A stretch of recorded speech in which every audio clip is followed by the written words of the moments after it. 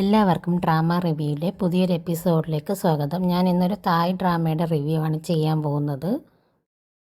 Night സമയത്ത് ഇവർ രണ്ടുപേരും കിടന്നുറങ്ങുന്ന ടൈം ആയപ്പോഴത്തേക്കും ഇവൻ്റെ ബോയ് ഫ്രണ്ട് പെട്ടെന്നൊരു സൗണ്ട് കേട്ട് എണീക്കുകയാണ്. നോക്കുമ്പോൾ ഇവൻ ബ്രീത്തൊന്നും എടുക്കാൻ പറ്റാതെ വളരെ കഷ്ടപ്പെടുന്നുണ്ട്. അവൻ ഉറക്കത്തിൽ നിന്നും എണീക്കാൻ വേണ്ടിയിട്ട് ഒരുപാട് ശ്രമിക്കുന്നുണ്ട്. അവൻ്റെ സ്ലീപ്പ് പാരലൈസ് പോലെ സംഭവിച്ചിരിക്കുകയാണ്. കാരണം ഉറക്കത്തിൽ അവൻ എന്തോ വലിയൊരു സ്വപ്നം കാണുന്നുണ്ട്. അവൻ്റെ കുട്ടിക്കാലത്ത് സംഭവിച്ച ഒരു ആക്സിഡൻറ്റിൻ്റെ സ്വപ്നമാണ് അവൻ കാണുന്നത്. ആ സ്വപ്നത്തിൽ നിന്നും എണീക്കാൻ വേണ്ടിയിട്ട് ഇവന് ഒരുപാട് ട്രൈ ചെയ്യുന്നുണ്ട്. പക്ഷേ അവനതിന് പറ്റുന്നുണ്ടായിരുന്നില്ല. അതുകൊണ്ട് തന്നെ അവൻ വളരെയധികം ബ്രീത്തിങ് ട്രബിളും ഒക്കെ ഉണ്ടാകുന്നുണ്ട്. ഇവൻ്റെ ബോയ് ഫ്രണ്ട് അവനെ വിളിക്കാൻ വേണ്ടിയൊക്കെ ഒരുപാട് ശ്രമിക്കുകയാണ്. പക്ഷേ അതിന് പറ്റുന്നില്ല. ഇവൻ എണീക്കുന്നുണ്ടായിരുന്നില്ല. കുറച്ച് കഴിഞ്ഞ് വളരെയധികം ശ്രമത്തിലൂടെ അവൻ എണീക്കുന്നുണ്ട്.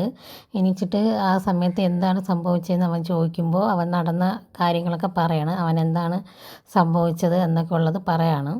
അവൻ്റെ ബോയ് ഫ്രണ്ട് അവനെ വളരെയധികം കാമാക്കുന്നുണ്ട്. അവനെ സമാധാനിപ്പിക്കുന്നുണ്ട്.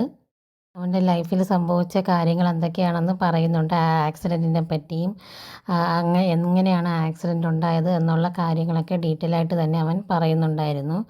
അവൻ ഒരുപാട് വിഷമമുണ്ട് എന്താണ് എന്ന് പറയുന്ന സമയത്തൊക്കെ. അതുകൊണ്ട് തന്നെ അവൻ്റെ ബോയ് ഫ്രണ്ട് അവനെ വളരെയധികം നല്ല രീതിയിൽ സമാധാനിപ്പിക്കുകയും ചെയ്യുന്നുണ്ട്. ഈ നൈറ്റ് മെയർ അവന് ഒരിക്കൽ സംഭവിക്കുന്നതല്ല. പല രാത്രികളിലും ഇതുപോലെ അവന് സംഭവിക്കുകയും അവൻ ഉറക്കത്തിൽ ഞെട്ടി എണീക്കുകയൊക്കെ ചെയ്തിട്ടുണ്ട്.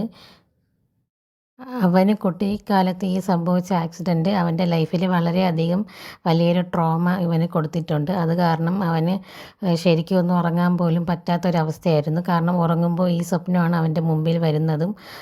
ഈ ഒരു നൈറ്റ് മെയറിൽ നിന്നും അവന് മൂവ് ഓൺ ചെയ്യാൻ പറ്റുമോ, അവൻ്റെ ബോയ് ഫ്രണ്ടിൻ്റെ സപ്പോർട്ടോടുകൂടി അവൻ ലൈഫിലേക്ക് തിരിച്ചു വരുമോ ഇല്ലേ എന്നൊക്കെ നമുക്ക് ഈ ഡ്രാമ കണ്ട് മനസ്സിലാക്കാം.